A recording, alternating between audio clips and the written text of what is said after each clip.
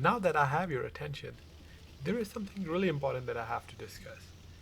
So in my previous GAU-8 video, when I did a review, I had played the tank for a few games, and in a nutshell in the review, I call this tank a balanced tank.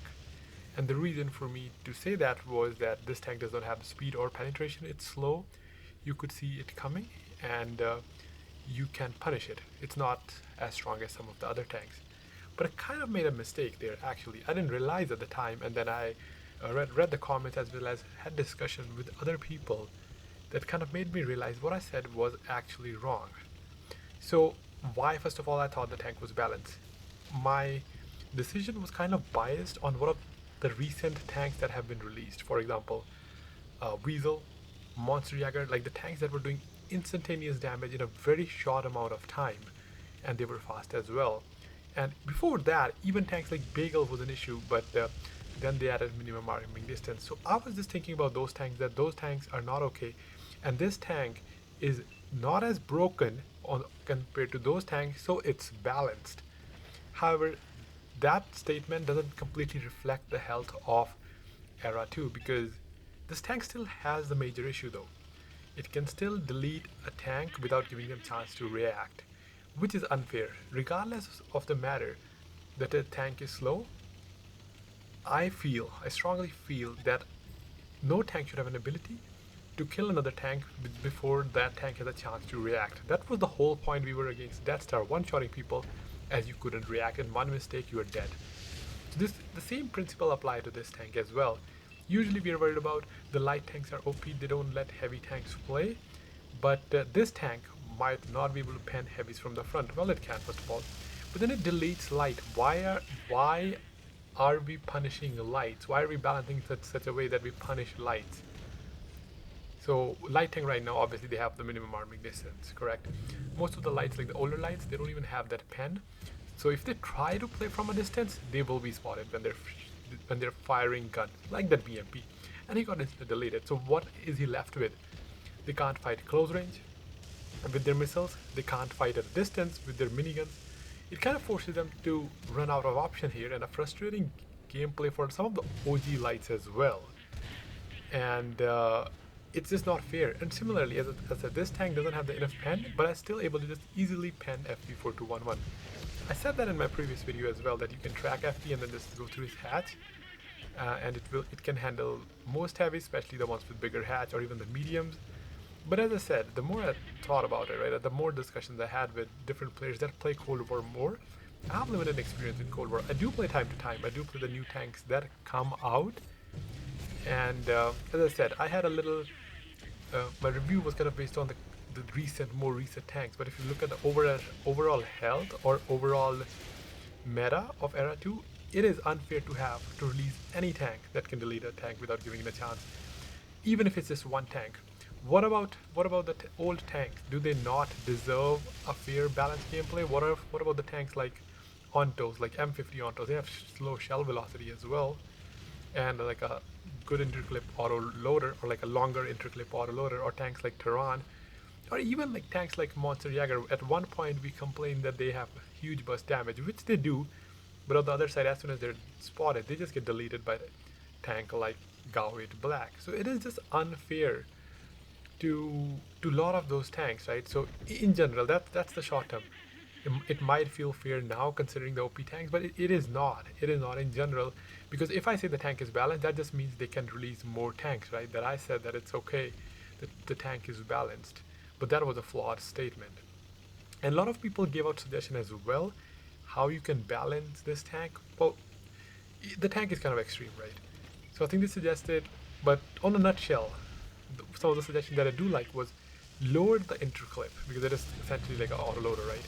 Lower the interclip, increase the pen, even the overheating penalty can be reduced, because even though the overheating penalty does mint or balance the DPM a bit, however, still the burst, like the initial burst, if you just hold the trigger when it's completely cooled down and just press it until it overheats, it still has more than 3500 damage potential. And if you get like the behind of the tanks, right, you're essentially dead.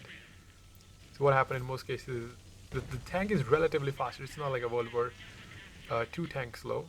So the maps we have are a lot of World War II maps, right? But these tanks in general are faster, and especially in the small corridory map like Pearl River, you could still rotate around, wait for the opportunity, and just clip people. Which is again, that's what our issue was in World War II. That artillery is unfair because you're just trying to, fight your battle, and out of nowhere a shell comes. Again, in case of artillery, you don't see them. But that's kind of similar to these tanks as well. They get there, if they get there, and they'll just delete you before you could react. And I think there should not be any tank, even if they can do it to one type of tank or one specific tank. It is unfair for that tank, but this tank can do it to every light tank. It can do it to any TD that doesn't have armor, which is most of the TDs, by the way. Even the CTW has a huge hatch. It can do to the side of mediums. If I could have tracked that medium, I could have again just went through his hatch. And we already saw, I did it to 421 or FV 4211. And that tank is just slow. The only thing about the tank is the armor, but you could still just go through his hatch since they fixed the model. So when as I said, just wanted to stress that again. In short, I was wrong to say this tank is balanced. My opinion was just based on like the more recent edition of tanks, and I was just happy that it's not as broken, right? And kind of said it's balanced, but in reality it's not. And I kind of do agree with the suggestion where they say give it more time to unleash or more time to completely empty the clip, reduce the clip size, increase the penetration, so it's not like it has to go around, it can fight head on as well. The alpha is okay, but it's the overall damage it can be done. Right? We need balanced tanks. We don't want imbalanced tank. For example, in this case, right? It might do really good in one case, and the people struggle for another case. So if a new player buys this tank, they'll notice that you can't really do anything head on with the tank, right? So they're like, okay, let me just go and flank around. So what does that encourage? Like a YOLO gameplay. And that's like the whole problem we had with the light tank, that they're too fast. And once again, by the way, FB4211, he has to aim for one shot, and once he do fire, I can just punish him. And this time he's at a higher ground, and that's what you'll notice. And many of the Western Alliance tanks, they do have huge hatches, right? So as you can say, yep, I don't have to worry much about it. I'm not sure if the other guy penned him as well, or I think it's all me that deleted the most armored tank in Era 2. He bounced again, by the way, and now he's gone. All his health was taken by a GAU-8 Black that has 92 penetration without taking any damage in return. He did try to pen me once, but missed. And that's the thing, I didn't have shot on that guy, but if he did, he would have been dead as well. So it is a good mechanic. Overheating mechanic was also like a good mechanic. The UI is implemented really well. I like the UI, I like the sound. I do wish that the Gatling gun, when it rotates, has a sound as well. But in general, I think we need to set standards where you just can't delete the tank before the tank can react.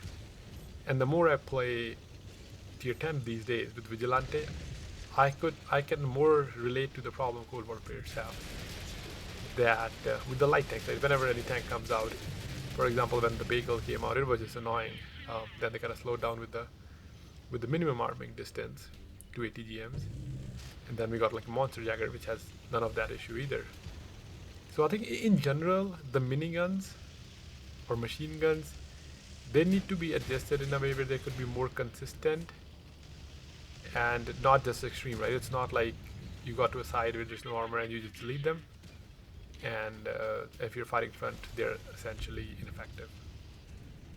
I would rather have them more consistent and slow as opposed to this extreme, because these are secondary weapons for most guns, right? And secondary weapons at times seems more powerful than the primary weapon, if not equal.